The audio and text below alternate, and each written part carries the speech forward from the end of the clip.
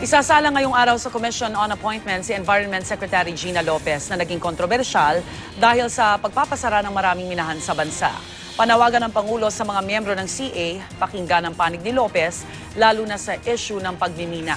Narito ang unang balita ni Steve Dailisan.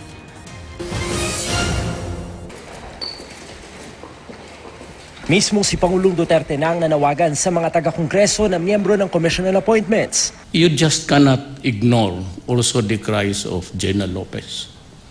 I know that we get something like 70 billion in taxes sa mining. But you should also allow Gina to present her case. And I would like to ask Congress to, they're up sa commission appointments. Tignan nilang mabuti. And she would show you how devastated the environment is. Aminado si Duterte, marami raw siyang natatanggap na tawag kaugnay sa posisyon ni Lopez sa issue ng mining. Pero suportado raw ng Pangulo ang ginagawa ng kagawaran na paghihigpit sa sektor ng pagmimina. We have to, I think, come up with a code or a set of whatever protocol of how to go about controlling mining.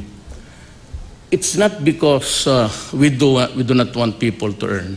Si Lopez ay nakatakdang isa lang sa CA kung saan inaasahan niyang may 23 raw na hahadlang sa kanyang kumpirmasyon. Naging kontrobersyal si Lopez kasunod ng mga utos niyang pagpapasara sa 23 minahan at pagpapakansela sa 75 mining contract agreements. Ang grupong United Filipino Consumers and Commuters ang unang naghain ng pagtutol sa kumpirmasyon ni Lopez sa CA.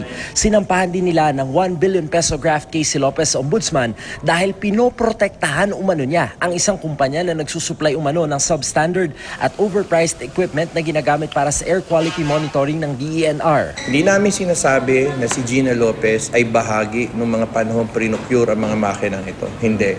Ang sinasabi lang namin, ito'y nilapit namin sa kanya, pero makalipas ang 6 na buwan, hanggang ngayon, wala silang aksyong ginawa. Pinoproteksyonan niya ba?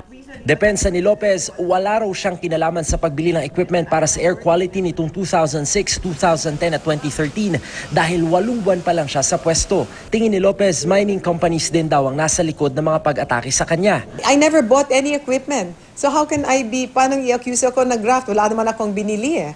Pero hirit ng UFCC, labag din daw sa batas ang pagpayag ni Lopez sa imbitasyon ng isang French company na magpunta sa Paris, France, Oktubre nitong 2016. Pebrero ngayong taon, ipinakilala ni Lopez sa media ang isang French company na siyang tutulong umano sa rehabilitasyon at wastewater treatment ng Pasig River. Yun ay imbitasyon ng isang pribadong kumpanya.